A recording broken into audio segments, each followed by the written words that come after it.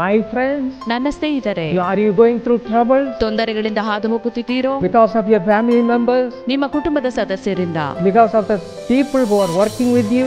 ಸಹೋದ್ಯೋಗಿಗಳಿಂದಾಗಿ?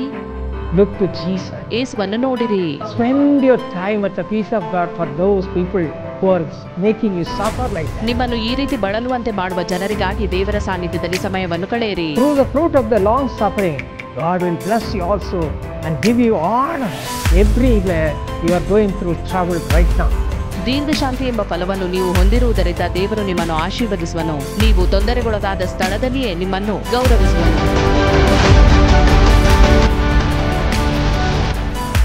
My precious brothers and sisters, I greet each one of you in the name of our Lord and Savior Jesus Christ. ನನ್ನ ಅಮೂಲ್ಯವಾದ ದೇವರ ಮಕ್ಕಳೇ, ನಾನು ನಿಮ್ಮೆಲ್ಲರನ್ನು ನಮ್ಮ ದೇವರು ರಕ್ಷಕನೂ ಆಗಿರುವ ಯೇಸುವಿನ ನಾಮದಲ್ಲಿ ವಂದಿಸುತ್ತೇನೆ. Luke 21 verse 19 says, ಲೂಕ 21:19 ವಚನ ಹೇಳುತ್ತದೆ, by your patience possess your souls. ನಿಮ್ಮ ಸೈರಣೆಯಿಂದ ನಿಮ್ಮ ಪ್ರಾಣಗಳನ್ನು ಪಡಕೊಳ್ಳುವಿರಿ. This patience was seen in the Lord Jesus Christ in all his life, especially when he went through the sufferings on the cross. ಈ ತಾಳ್ಮೆಯನ್ನು ನಾವು ಯೇಸುಕ್ರಿಸ್ತನ ಜೀವಿತದುದ್ದಕ್ಕೂ ನೋಡಬಹುದು, ವಿಶೇಷವಾಗಿ ಶಿಲುಬೆಯ ಮರಣವನ್ನು ಅನುಭವಿಸಿದಾಗ. Just for us to receive the salvation, to receive blessings from the wretched life of sinful life, to come out of that and to have spiritual life. Salvation, with salvation, he gave his life on the cross and suffered so much. ಪಾಪದಿಂದ ತುಂಬಿದ ಹೀನ ಜೀವಿತದಲ್ಲಿದ್ದ ನಾವು ಬಿಡುಗಡೆಯಾಗಿ ಆತ್ಮಿಕ ಜೀವಿತವನ್ನು ಜೀವಿಸಬೇಕು ಮತ್ತು ರಕ್ಷಣೆಯನ್ನು ಅನುಭವಿಸಬೇಕು ಎಂದು ಆತನು ಶಿಲುಬೆಯ ಮರಣವನ್ನು ಅನುಭವಿಸಿದನು. In this world, we also go through terrible tribulations and problems. ಈ ಲೋಕದಲ್ಲಿರುವಾಗ ನಾವು ಕೂಡ ಅನೇಕ ತೊಂದರೆಗಳಿಂದ ಸಂಕಷ್ಟಗಳಿಂದ ಹಾದು ಹೋಗುತ್ತೇವೆ. John 16:33, the Lord said, you have to go through tribulation, but be of good cheer. I have overcome all the tribulations. ಯೋಹಾನ 16:33ರಲ್ಲಿ ದೇವರು ಹೇಳುತ್ತಾನೆ, ಲೋಕದಲ್ಲಿ ನಿಮಗೆ ಸಂಕಟ ಉಂಟು, ಆದರೆ ಧೈರ್ಯವಾಗಿರಿ, ನಾನು ಲೋಕವನ್ನು ಜಯಿಸಿದ್ದೇನೆ. Now we are going to see how we can possess this precious gift, long suffering, in our lives, and how we can be blessed through that.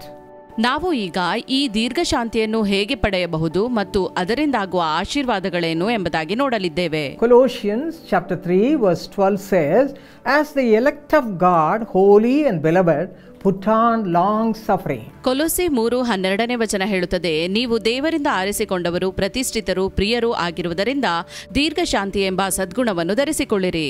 My precious brothers and sisters, first of all, our hearts should be transformed like Jesus.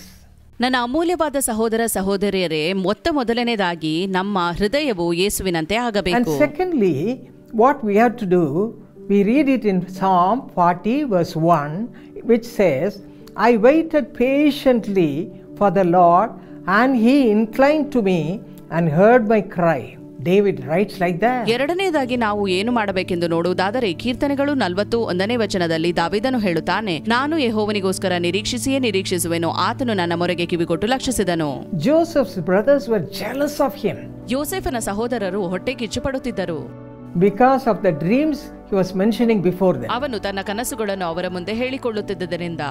And one day his father said, Jacob said, Joseph, so many days have gone by, I don't know what they have eaten, but now you take some food and give it to them.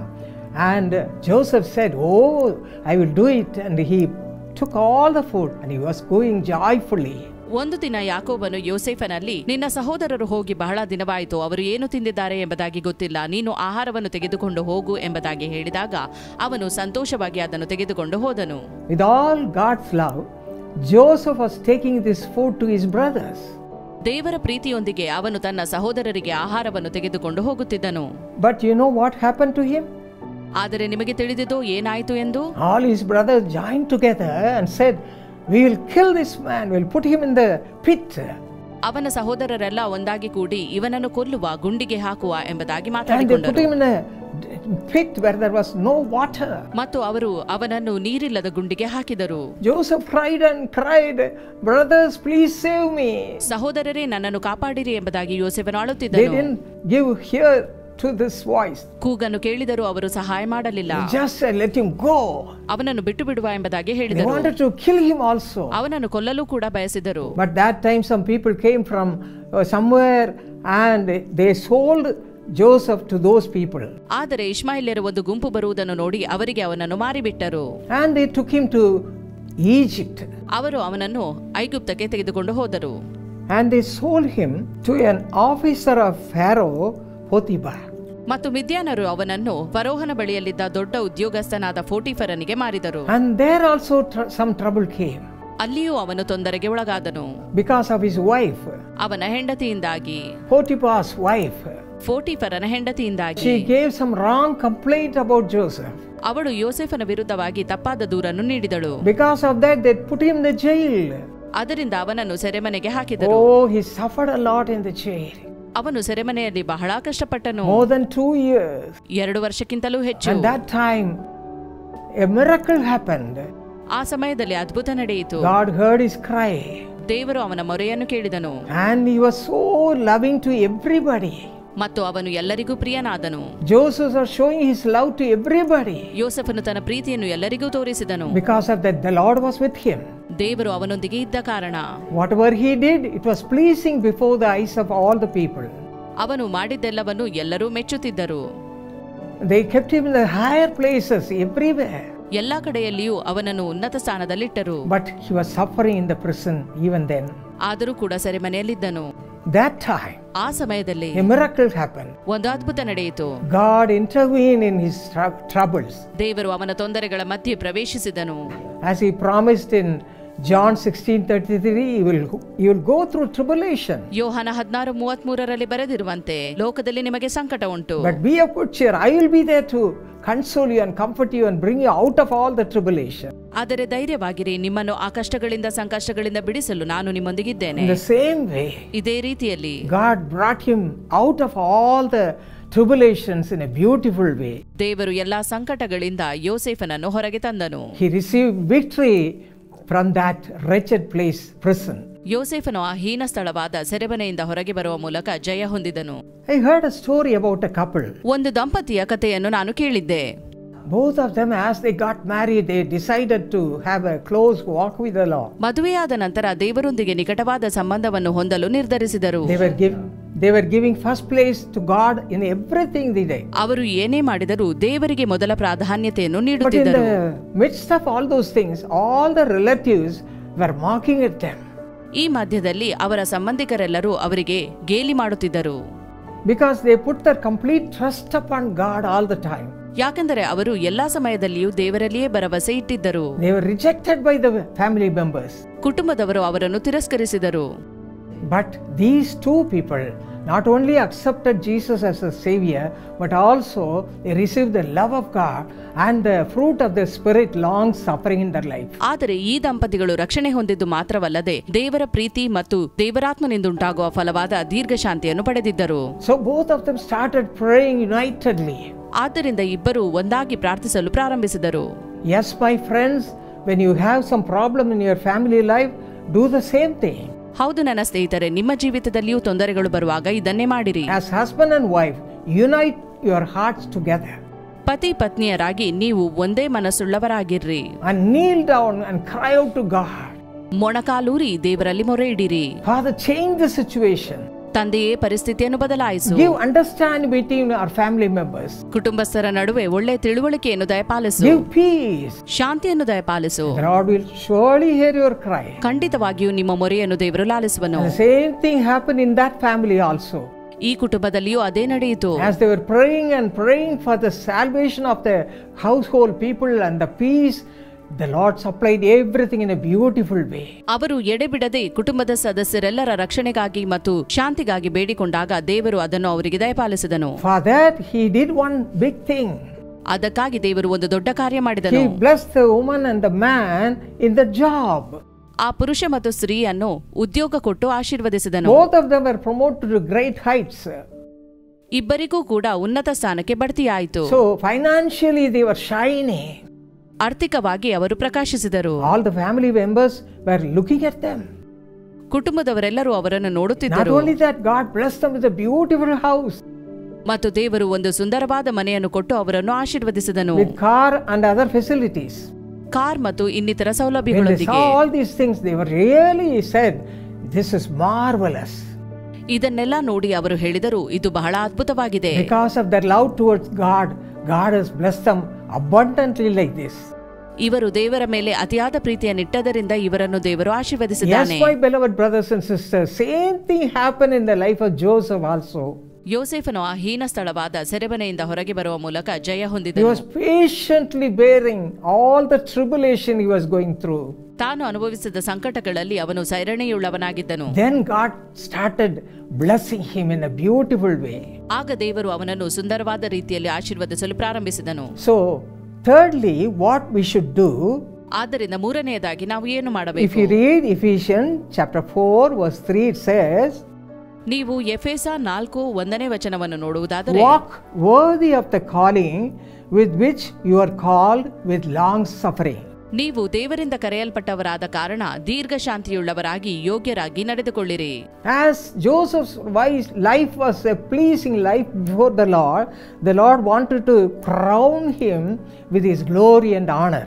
ಯೋಸೇಫನು ದೇವರಿಗೆ ಮೆಚ್ಚುಗೆಯಾಗುವ ಜೀವಿತವನ್ನು ಜೀವಿಸುತ್ತಿದ್ದರಿಂದ ದೇವರು ಮಹಿಮೆ ಮತ್ತು ಗೌರವದ ಕಿರೀಟವನ್ನು ಅವನಿಗೆ ಕೊಡಲು ಬಯಸಿದನು.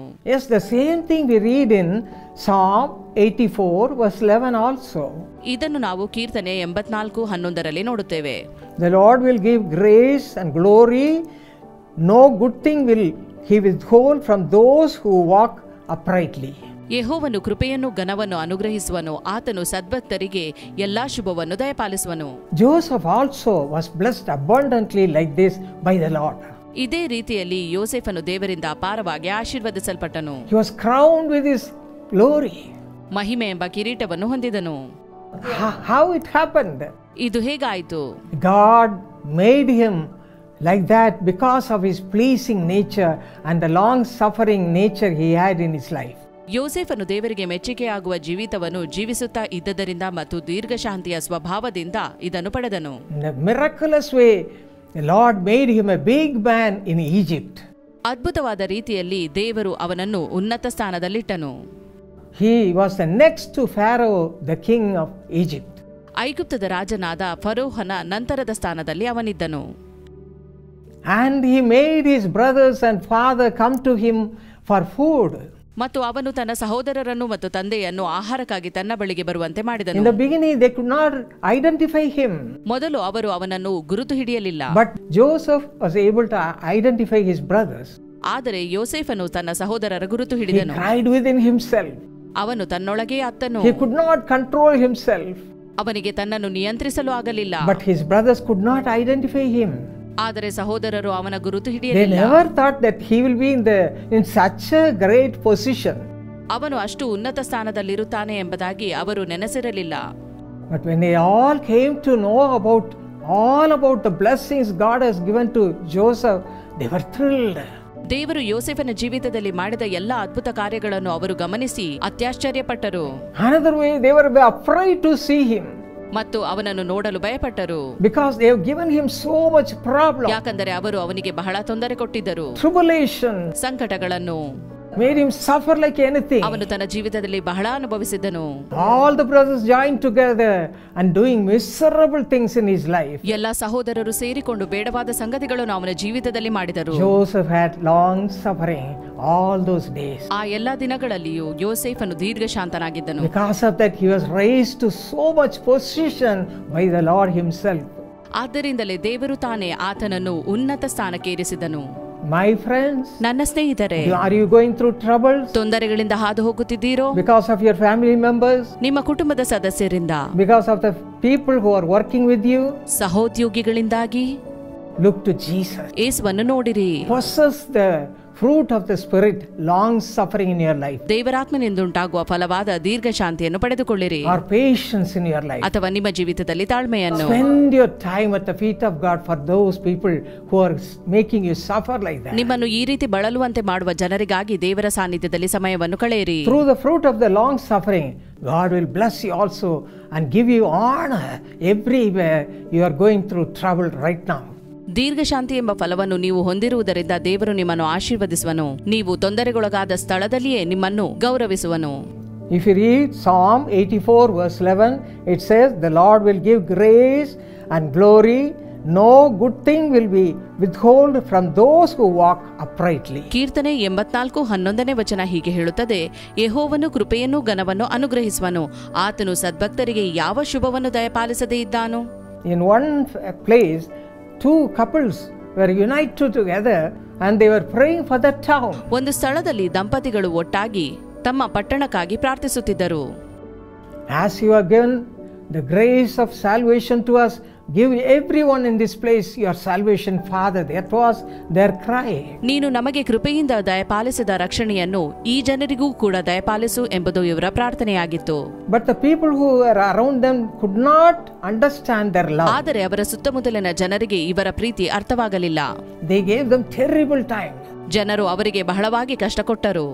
But God was watching them. ಆದರೆ ದೇವರು ಅವರನ್ನು ನೋಡುತ್ತಿದ್ದನು. These people were fasting and praying for the family. ಇವರು ಆ ಕುಟುಂಬಗಳಿಗಾಗಿ ಉಪವಾಸವಿದ್ದು ಪ್ರಾರ್ಥಿಸುತ್ತಿದ್ದರು. For all the people who are around them. ತಮ್ಮ ಸುತ್ತಮುತ್ತಲಿನ ಜನರಿಗಾಗಿ. As they were praying with fasting and tears, the Lord changed everyone, completely transformed the whole place, and they were all saved and worked for the Lord along with them.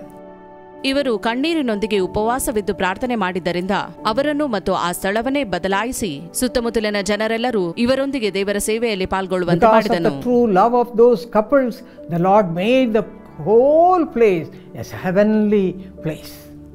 ಆ ದಂಪತಿಗಳಲ್ಲಿದ್ದ ನಿಜವಾದ ಪ್ರೀತಿಯ ಕಾರಣದಿಂದಾಗಿ ದೇವರು ಆ ಸ್ಥಳವನ್ನು ಸ್ವರ್ಗವೆಂಬಂತೆ ಬದಲಾಯಿಸಿದನು. In the same way, because of Joseph, because he had that long-suffering fruit of the Holy Spirit, the Lord made the whole family come under the shelter of Lord God Almighty. ದೇವರಾತ್ಮನಿಂದ ಉಂಟಾಗುವ ಫಲವಾದ ದೀರ್ಘಶಾಂತಿಯು ಅವನ ಜೀವಿತದಲ್ಲಿ ಇದ್ದ ಕಾರಣ ಅವನ ಸಂಪೂರ್ಣ ಕುಟುಂಬವನ್ನು ದೇವರು ತನ್ನ ಆಶ್ರಯದಲ್ಲಿಟ್ಟನು. They were all blessed because of him. ಅವನಿಂದ ಅವರೆಲ್ಲರೂ ಆಶೀರ್ವದಿಸಲ್ಪಟ್ಟರು. Yes, my friends, the same thing will happen to you also when you possess the long-suffering fruit of the Holy Spirit. ದೇವರಾತ್ಮನಿಂದ ಉಂಟಾಗುವ ಫಲವಾದ ದೀರ್ಘ ಶಾಂತಿಯನ್ನು ನೀವು ಹೊಂದಿರುವುದಾದರೆ ನಿಮ್ಮ ಜೀವಿತದಲ್ಲಿಯೂ ಕೂಡ ಇದೇ ನಡೆಯುವುದು. Your whole family will be saved. ನಿಮ್ಮ ಸಂಪೂರ್ಣ ಕುಟುಂಬವು ರಕ್ಷಣೆ ಹೊಂದುವುದು. Everyone will receive the love of God and they will be a testimony before the world. ಅವರೆಲ್ಲರೂ ದೇವರ ಪ್ರೀತಿಯನ್ನು ಪಡೆದುಕೊಂಡವರಾಗಿ ಲೋಕದಲ್ಲಿ ಸಾಕ್ಷಿಯಾಗಿ ಬಾಳುವರು. Ask for it. ಅದಕ್ಕಾಗಿ ಬೇಡಿರಿ. Spend time at the feet of God and ask him, Lord, fill me with the fruit of the Holy Spirit, long suffering. ದೇವರ ಪಾದ ಸನ್ನಿಧಿಯಲ್ಲಿ ಸಮಯವನ್ನು ಕಳೆಯುತ್ತಾ ಆತನಲ್ಲಿ ದೇವರಾತ್ಮನ ಫಲಕ್ಕಾಗಿ ಬೇಡಿಕೊಳ್ಳಿರಿ. Give me grace to shine before everybody. ಎಲ್ಲರ ಮುಂದೆ ಪ್ರಕಾಶಿಸಲಿಕ್ಕಾಗುವಂತಹ ಕೃಪೆಯನ್ನು ನೀಡು ಎಂದು ಬೇಡಿರಿ. And to be a witness for the glory of the Lord. ದೇವರ ಮಹಿಮೆಗಾಗಿ ಸಾಕ್ಷಿಯಾಗಿ ಬಾಳುವಂತೆ. ಯೇಸು ಕರೆಯುತ್ತಾನೆ ವ್ಯಾಪಾರ ಆಶೀರ್ವಾದ ಯೋಜನೆ. ಈ ಯೋಜನೆಯಲ್ಲಿ ನಿಮ್ಮ ವ್ಯಾಪಾರ, ಅಂಗಡಿ, ಉದ್ಯೋಗದ ಹೆಸರು ಮತ್ತು ಪ್ರಾರ್ಥನಾ ಮನೆಯನ್ನು ತಿಳಿಸಿ ಇದರಲ್ಲಿ ನೀವು ಪಾಲುದಾರರಾಗಬಹುದು. ಯೇಸು ಕರೆಯುತ್ತಾನೆ ಸೇವೆಯಲ್ಲಿ ಡಾಕ್ಟರ್ ಪಾಲ್ ದಿನಕರನ್ ಹಾಗೂ ಕುಟುಂಬದವರು ಯೇಸು ಕರೆಯುತ್ತಾನೆ ಪ್ರಾರ್ಥನಾ ಯೋಧರು ಪ್ರತಿದಿನ ನಿಮ್ಮ ವ್ಯಾಪಾರಕ್ಕೋಸ್ಕರ ಪ್ರಾರ್ಥಿಸುತ್ತಾರೆ. ಈ ಸೇವೆಯ ಮೂಲಕ ಲಕ್ಷಾಂತರ ಜನರ ಕಣ್ಣೀರು ಒರೆಸಿ ಬರುವ ಕರ್ತನಾದ ಯೇಸು ನಿಮ್ಮ ವ್ಯಾಪಾರ, ಅಂಗಡಿ, ಉದ್ಯೋಗದ ಅಗತ್ಯತೆಯನ್ನು ನಿಶ್ಚಯವಾಗಿ ಪೂರೈಸುತ್ತಾನೆ. ಇದರಲ್ಲಿ ನೀವು ಸೇರುವುದರ ಮುಖಾಂತರ ಲಕ್ಷಾಂತರ ಜನರ ಕಣ್ಣೀರು ಒರೆಸುವ ಪಾಲುದಾರರಾದ್ರಿಂದ ಅವರು ಹೊಂದಿಕೊಳ್ಳುವ ಆಶೀರ್ವಾದವನ್ನು ನೀವು ಸಹ ಹೊಂದಿಕೊಳ್ಳುವುದು ನಿಶ್ಚಯ. ಯೇಸು ಕರೆಯುತ್ತಾನೆ ಅಂತರ್ಜಾಲ ಅಥವಾ ನೇರವಾಗಿ ನಮ್ಮ ಪ್ರಾರ್ಥನಾ ಗೋಪುರಕ್ಕೆ ಹೋಗಿ ನೀವು ಈ ವ್ಯಾಪಾರ ಆಶೀರ್ವಾದ ಯೋಜನೆಯಲ್ಲಿ ಹಿಂದೆ ಪಾಲುದಾರರಾಗಿ. ಯೇಸು ಕರೆಯುತ್ತಾನೆ ವ್ಯಾಪಾರ ಆಶೀರ್ವಾದ ಯೋಜನೆ. ಯೇಸುವಿನ ದೃಷ್ಟಿಯಲ್ಲಿ ನಿಮ್ಮ ವ್ಯಾಪಾರ.